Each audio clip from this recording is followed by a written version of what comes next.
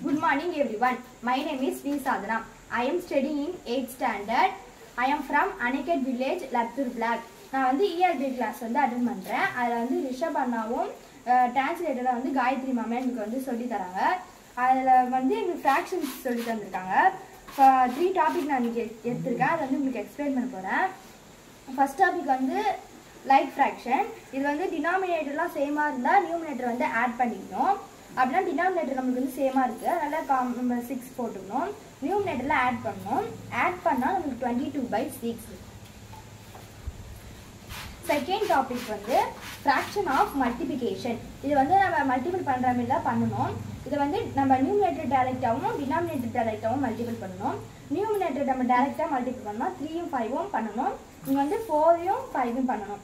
3 ம் 5 ம் பண்ணனும்னா 3 5s are 15, 4 5s are 20. இது வந்து நம்ம கேன்சல் பண்ணலாம். கேன்சல் பண்ணனும்னா 3 5s are 15, 4 5s are 20.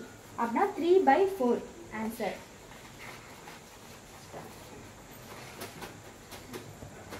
Third topic வந்து fraction of division.